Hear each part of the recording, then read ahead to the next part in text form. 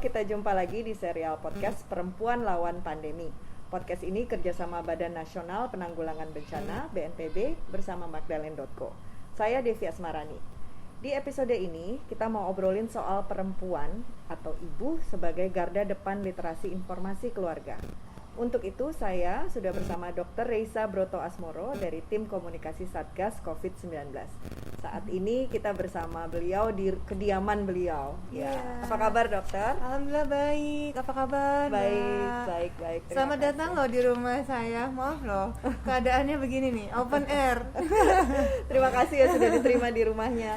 Nah, teman-teman, kalau misalnya ada suara-suara angin atau suara apa motor nggak apa-apa ya, suara karena burung, kita ada suara gitu burung. ya. Enak ya di outdoor. Nah, kami di masa pandemi ini kita mau ngobrol-ngobrolin soal informasi hoax atau informasi bohong yang masih terus bermunculan di berbagai platform, khususnya di media sosial. Banget. Sampai di Oktober 2020 itu sudah lebih dari 2000 konten hoax soal COVID-19. Aduh, negara dengan ini ya, Indonesia. 1000 mitos ya. Betul, ini lebih di Indonesia ternyata, 2000 aja. mitos. Betul. Hoax ini menyebar di berbagai platform, mulai dari YouTube, Twitter, Instagram sampai TikTok dan termasuk juga WhatsApp, alat komunikasi favorit sejuta umat. Nah, di beberapa yang sempat bikin heboh itu misalnya virus corona disebut menular melalui buah-buahan. Terus ada menular melalui pandangan mata. Baru denger loh malah loh. Aneh-aneh biasanya banget. ini ya, kalau dari pandangan mata itu biasanya jatuh cinta ya. Ini COVID ya katanya ya. Ternyata begitu. Ada juga katanya dari ponsel dari Cina karena buatan Cina. Atau juga ada juga hoax-hoax yang menyasar tentang pengobatan karena mungkin orang desperate ingin tahu ya. Dibilangnya dapat diobati dengan bawang putih atau mesin pengering tangan. Jadi macam-macam nih. Nah, jadi saya pengen ngobrol sama Dr. Raisa. Sebenarnya dari dua sih, sebagai seorang profesional juga sebagai seorang ibu. Dokter punya anak ya? Bisa anak saya 2, masih kecil-kecil sih. Satu 5 tahun, satu 2 tahun. Oke. Jadi masih struggle dengan sekolah di rumah juga sekarang nih. Banget struggle semua ibu tuh kayaknya. Bener. Nah, Dokter Raisa, dokter pernah menemukan hoax apa yang paling mengejutkan, yang paling bikin kaget sampai bikin kok bisa ada hoax seperti ini? Sebenarnya sih yang paling mengganggu kali ya, dan paling sering sampai bikin perpecahan itu adalah itu konspirasi atau enggak sih, COVID beneran ada atau enggak sih, itu kayaknya nyebelin banget gitu kan. Orang jelas-jelas ada korbannya, banyak yang meninggal dunia, banyak yang sakit kok ya masih ditanya juga. Itu kan rasanya kayak kok nggak buka mata juga sih ngelihat sekitar gitu ya. Mungkin ya kalau nggak kena ke keluarga ya bersyukur gitu, jangan terus malah nggak percaya. Buat yang udah sakit terus udah kehilangan anggota keluarganya, itu kan rasanya kayak ya ampun, kalian nggak percaya nih aku sampai harus menderita seperti ini nih gitu. Jangan sampai ini kejadian sama kalian juga. Itu mengganggu banget sih Mbak sebenarnya yang kayak gitu tuh. Iya. Dan itu didapatkan dari ini, maksudnya personal, pernah nggak ada yang menanyakan, dok ini sebenarnya bener nggak sih, menurut saya ini konspirasi gitu? Banyak banget. Itu justru malah nggak cuma di sosial media yang mungkin orang nggak kenal, justru orang yang kenal juga ada gitu yang mempertanyakan kan. Jadi ini kayaknya ke semua lapisan masyarakat tuh sampai masa sih bener, karena mungkin karena nggak terima sama keadaan ya, ini namanya bencana wabah yang mendunia gitu kan, pandemi gitu. Jadi rasanya kayak masa sih ini beneran, apakah ini emang dibuat atau enggak. Tapi kan ya kenyataannya ini sebenarnya ada, dan memang sudah bisa diprediksi sejak lama, karena yang namanya virus corona sendiri kan itu sudah ratusan tahun sebenarnya ada di bumi gitu kan. Terus dia bermutasi segala macam sampai akhirnya pernah diprediksi, wah ini kalau dia bermutasinya jadi virus yang gampang banget menular, mematikan, ini bisa bikin pandemi nih kan gitu. Ya kan ternyata terbukti nih. Dulu ada SARS wabah, ada MERS, sekarang dia berubah lagi SARS-CoV-2, yakni mutasi dari SARS-CoV-1 dulu penyebab SARS gitu kan. Ya udah akhirnya kalau misalnya nggak ngerti soal informasi yang sebenarnya, terus juga mungkin kurang informasi yang tepat gitu, ya jadinya percayanya yang gitu-gitu sih, mitos-mitos yang mudah beredar, lebih mudah ini kan yang hoaxnya gitu. Apalagi di masa dimana informasi beredarnya cepat sekali ya. Tinggal 1 jempolan WhatsApp.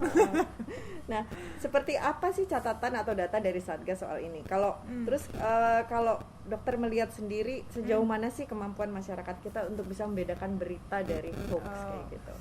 agak sulit sih, karena memang Indonesia ini dari dulu udah terkenal banget sama negara yang hoaxnya tuh banyak banget, apalagi mitos ya. Kalau kita ngomongin soal mitos, dari zaman kita kecil, aduh jangan duduk depan pintu, nanti apa gitu, jangan gunting kuku malam-malam, nanti apa. Padahal sebenarnya mungkinnya buat kebaikan ya, biar nggak kena pintu atau luka jarinya gitu kan. Tapi karena dikemas dengan ungkapan yang ya itulah ya, mitos-mitos itu, akhirnya kan cepet banget tuh dipercaya sama masyarakat. Nah karena sudah sejak lama ada, jadi sampai sekarang ya itu sama aja masih juga ditemukan gitu, karena ini beredar dari satu mulut ke mulut lainnya. Dan kalau ngelihat banyak banget grup-grup WhatsApp yang menyebarkan informasi yang salah dan kurang tepat itu tadi, ya gampang banget memang sekarang, dan masih banyak banget yang masyarakat yang belum bisa bedain. Ketidakpercayaan pertama kepada orang-orang yang berwenang atau tenaga medis atau pemerintah itu juga memicu sebenarnya. Jadi kadang-kadang karena keadaan mereka jadi lebih percayanya yang mitos. Kadang-kadang karena harapan dan mereka percayanya yang itu, ya udah mereka lebih percaya yang mitos gitu kan. Ya harusnya sih memang karena gampang banget mitosnya sebar, ya informasi yang benar juga harusnya diperbanyak juga supaya bisa saling melawan gitu, melengkapi gitu, supaya nggak kalah gitu, informasinya nyebarnya lebih banyak yang mitos, yang hoax gitu. Okay. Dokter, kan dampak dari penyebaran hoax itu sebenarnya bisa jadi fatal ya, meskipun ada sebagian yang kayaknya lucu gitu, absurd, tapi sebenarnya itu ada dampaknya. Betul.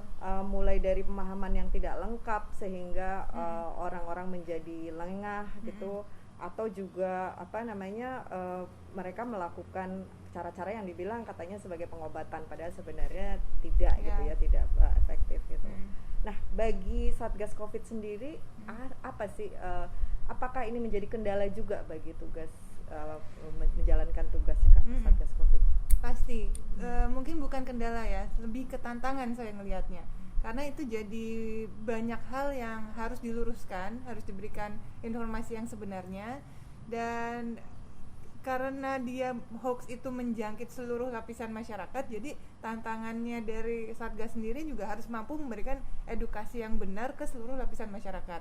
Karena nggak cuma orang yang mungkin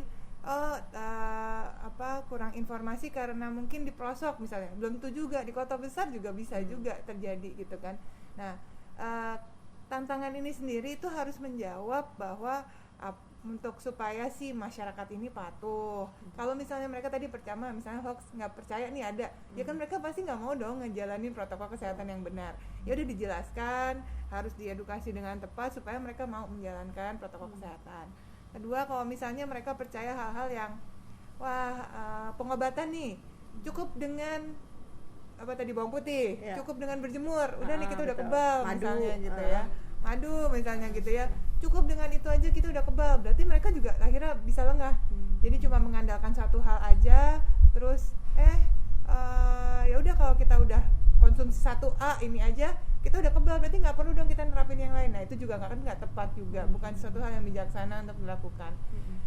Edukasi demi edukasi inilah yang sebenarnya jadi tantangan tiap hari harus disampaikan terus menerus, karena yang tadinya mungkin orangnya nggak tahu, paling nggak tuh jadi tahu, dan kalau udah tahu kan jadi mulai belajar untuk bisa mengikuti gitu apa yang seharusnya disarankan untuk dilakukan dalam kehidupan sehari-hari. Gitu. Nah, apa saja sih yang dilakukan atau upaya Satgas untuk mendorong literasi informasi ini untuk mencegah penyebaran penyebaran virusnya sendiri dan mencegah penyebaran hoaxnya itu sendiri? Apa sih yang dilakukan?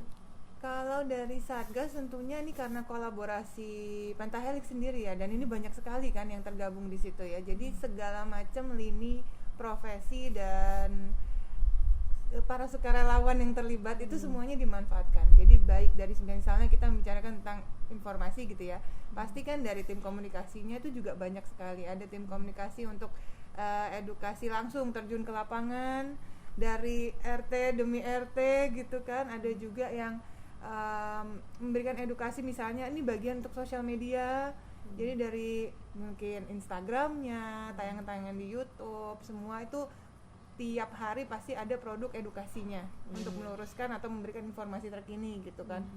Kemudian dari koran misalnya, majalah atau offline yang lainnya itu juga ada bagian sendiri. Ada lagi di televisi misalnya itu juga. Jadi karena ini tim profesionalnya banyak, macam-macam individu yang punya keahliannya masing-masing, semua dimanfaatkan. Dan sehari itu kita usahakan paling tidak mengedukasi itu lebih dari 3 kali. Supaya paling nggak pagi, siang, sore orang tetap terus terinformasi yang benar, yang akurat gitu. Dan memang kan sudah disampaikan ke masyarakat kalau memang mau informasi yang tepat, udah dikasih tahu nih, bisa ke Lawan Covid ya kan, di Instagramnya atau di websitenya covid19.go.id. Di situ juga udah ada tab khusus untuk hoax buster. Jadi kalau mau memastikan ini informasi ini yang saya baca, ini berita yang saya baca dari WhatsApp atau dari website ini bener nggak, itu bisa dikonfirmasi ke situ. Jadi setiap hari tuh pasti ada aja yang dibenerkan atau dikoreksi gitulah ya, informasinya di kolom hoax buster itu sendiri. Saking pentingnya itu harus diluruskan sampai dibikin tab khusus yang begitu dibuka websitenya langsung ada di situ. Dan itu memang kerjasamanya utamanya dari Kominfo. Jadi kalau misalnya kita nemuin satu informasi yang meragukan gitu atau terlalu heboh banget atau apa, bisa kita cek di situ ya? Bisa cek di situ. Biasanya sih nggak lama. Jadi begitu, wah ini viral nih, satu berita nih viral, misalnya tadi bawang putih gitu ya. Wah ini viral, nah nanti akan ada klarifikasinya, mungkin dalam waktu nggak nyampe setengah hari udah keluar di situ. Jadi gitu ya teman-teman ya, kayak bukan hanya hantu aja yang ada busternya, bukan ghostbuster ya, tapi ada hoax buster juga. Benar-benar. Nah, kita kan ngomongin soal ibu nih, peran ibu nih. Tadi kan dokter juga mempunyai anak 2 sama 5 tahun ya usianya, masih kecil-kecil. Belum sampai usia yang udah pada main WhatsAppan gitu ya, atau main sosmed. Nah, tapi kan ibu tuh sebenarnya perannya sangat penting ya di dalam namanya mencegah penyebaran ini, termasuk penyebaran hoax. Gimana sih dokter melihat peran ibu di dalam hal ini? Waktu itu ketika diskusi dengan Pak Doni sendiri, beliau memang lebih suka dengan pendekatan yang lebih natural.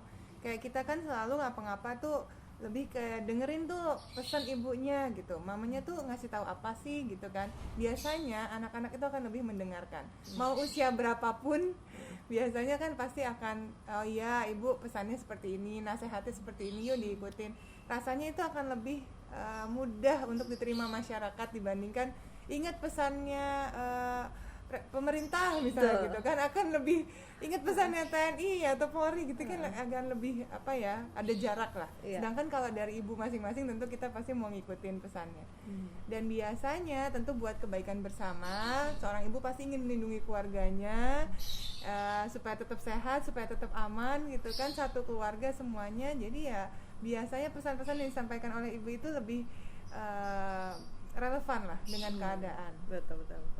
Ya misalnya kayak kan ibu tahu ya apa aja risiko yang di rumahnya, misalnya ada kakeknya atau ada anak bayi atau ada anak yang punya asma, jadi dia akan memberikan informasi yang relevan seperti dokter bilang. Tetapi sayangnya dok, ibu-ibu bukan bermaksud mengecilkan ya, tapi ini adalah fakta, banyak sekali ibu-ibu yang rentan akan informasi hoax itu, gitu ya, betul. Termasuk dari WhatsApp group kayak gitu. Paling cepet tuh ya? Paling cepet gitu.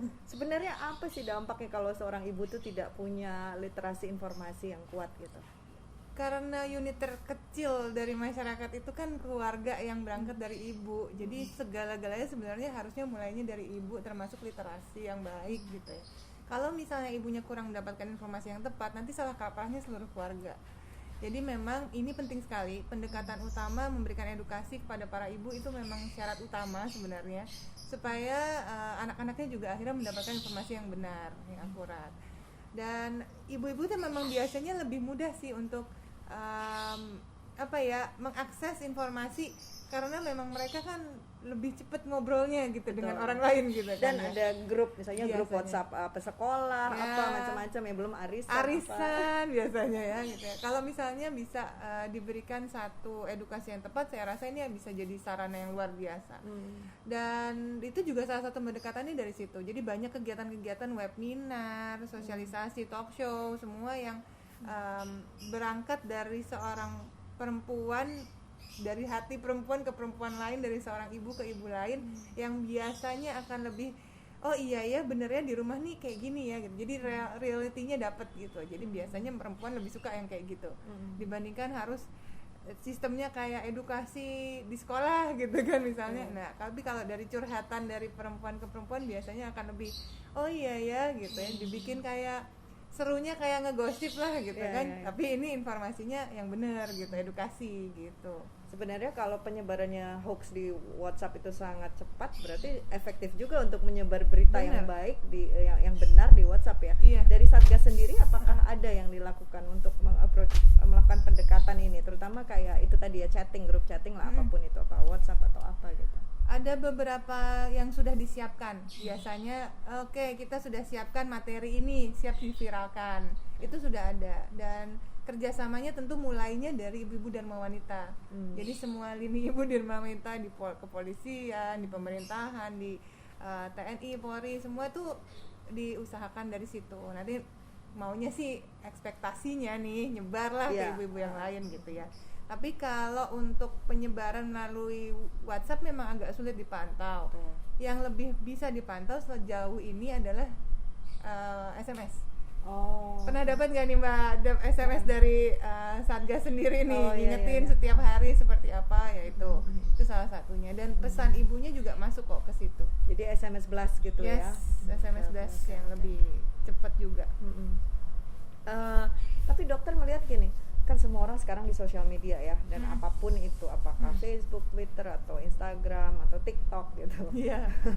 Nah, sebenarnya perlu nggak sih kita melakukan kontrol di sosial media dalam hal ini gitu? Artinya kan sekarang orang harus lebih berhati-hati juga, kayak misalnya ada undang-undang ITE apa segala macam. Nah, dari segi penyebaran hoax ya, terutama hoax COVID-19 ini, dokter melihat bagaimana nih perannya, apa yang bisa dilakukan di dalam ranah sosial media gitu? Kalau misalnya memantau sih saya rasa bisa ya, kan kerjasamanya dengan tadi social platformnya udah terjalin dengan baik juga, terutama dengan Kominfo gitu kan. Kalau untuk penindakannya itu, yang sampai sekarang juga undang-undangnya terbatas, undang-undang ITE yang itu harus dilaporkan kan. Betul. Jadi kalau untuk penindakan saya rasa masih butuh lagi lah usaha, effort lagi, yang ini sebenarnya dihadapi di seluruh dunia gitu. Di tempat lain, negara lain juga belum ada yang satupun yang efektif kan untuk mengatasi itu. Dan di Indonesia pun belajar lah, makin hari kita makin bisa kok membatasi penyebaran yang tidak perlu tuh bisa. Jadi kalau Mbak pernah dengar berita-berita juga kan banyak nih yang misalnya berita A kemudian di take down karena sudah dapat teguran dari ABC gitulah ya. Nah itu bisa sih kalau terpantau. Tapi kalau dari WhatsApp, Instagram itu harus report sih ya. Ya itu yang sulit. Nah ini mungkin berhubungan juga dengan peran kita sebagai masyarakat gitu ya, sebagai bagian dari masyarakat. Kalau misalnya kita, saya sendiri secara pribadi kadang-kadang udah capek gitu dong mengcounter. Kalau saya baca ada orang ngomongin soal konspirasi, saya sendiri aduh males deh gue ngapain juga berargumen. Tapi sebenarnya apa sih yang harus kita lakukan dok dalam hal ini? Apakah itu di sosial media atau di WhatsApp? Kalau ada orang nyebarin misalnya ini makan jeruk bisa sembuh gitu, nah what should we do gitu? Apa yang harus kita lakukan dok? Gini, memang ini tantangan terbesar kita ya as a human sebenarnya di era pandemi ini. Yang namanya perubahan situasi ini kan memang luar biasa. Kalau misalnya kita ngomongin soal gimana caranya hidup di era pandemi ini, yang tantangannya salah satunya adaptasi kebiasaan baru adalah dengan mengcounter itu tadi. Nah, untuk membiasakan diri kita, yang pertama kita harus sabar dong. Kita harus menerima, ya kan? Karena memang masyarakat Indonesia, ya masyarakat dunia lah, itu kan memang sangat beragam, pikirannya juga macem-macem, culture-nya macem-macem, cara komunikasinya juga sangat bervariasi. Jadi ya pasti harus sabar dan jangan patah semangat, itu dulu. Kedua, memang kita harus terima bahwa ada satu hal yang akan berubah dalam kehidupan kita. Dalam adaptasi kebiasaan baru ini, kita harus melihat perubahan-perubahan itu memang nggak bisa terjadi secara instan. Untuk mengedukasi seseorang, belum tentu orang itu sekali dikasih tahu pasti semua orang nurut, belum tentu. Pasti akan ada pro dan kontra. Nah ini yang harus kita terima di diri kita sendiri juga. Memang masih ada yang belum mengerti nih gitu. Kalau saya pribadi sebagai seorang edukator, saya ngelihatnya gini Mbak. Kalau kita memang mau ujung-ujungnya kan perubahan perilaku, perubahan mindset ya. Itu pasti butuh proses. Ketika seseorang itu pertama belum tahu, kemudian diberitahu dia jadi tahu.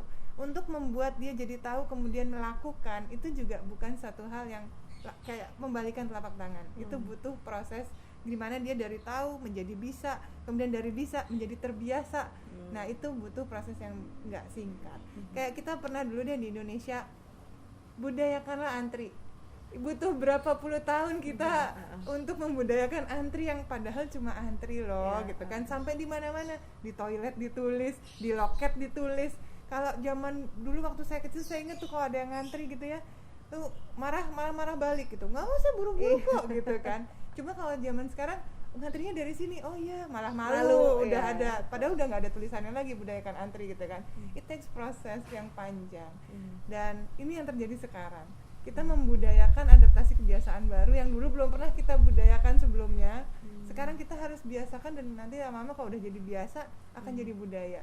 It takes proses dan effort. Iya, begitu juga dengan itu tadi ya, peran ibu dalam keluarga ya. Nah kalau dokter ngelihat bagaimana nih sebaiknya seorang ibu untuk melatih, atau bukan melatih ya, memastikan keluarganya itu punya kecerdasan informasi itu tadi, karena mungkin dia sendiri juga harus belajar. Nah lalu bagaimana dia membuat misalnya anaknya, suaminya, atau siapapun gitu di dalam rumahnya untuk melakukan itu?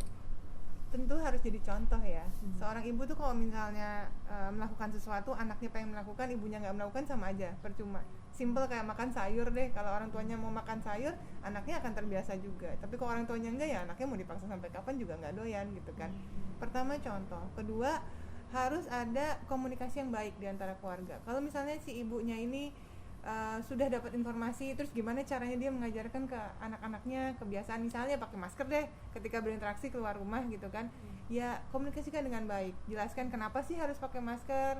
Kalau belum ngerti kenapa-kenapanya, ini informasinya banyak loh, kayak hampir tiap hari di TV ada, di website udah jelas gitu ya, di webinar gitu ya. Update ilmu itu penting, jadi seorang ibu juga harus selalu menambah ilmunya sendiri supaya bisa ngajarin ke anak-anaknya. Nanti kalau sudah menjelaskan, karena anak-anak tuh kan sebenarnya kalau diajak komunikasi dan diajak tanggung jawab tuh sebenarnya seneng, dianggap kayak udah dewasa, itu kan seneng kan. Jadi kalau misalnya sudah diajak komunikasi, mereka sudah dikasih tahu alasannya, terus mungkin sekali masih lupa atau ngeyel, ya udah terusin lagi setiap hari, lama-lama anaknya juga akan terbiasa. Semakin kecil anak, saya belajar nih dari lingkungan sekitar nih, semakin kita udah ngajarin mereka dari kecil, itu akan lebih mudah membuat mereka terbiasa. Jadi kayak cuci tangan aja, kayak cuci tangan itu kita udah 2020 masih ngajarin orang cuci tangan ya, saya kira mobil udah terbang di angkasa.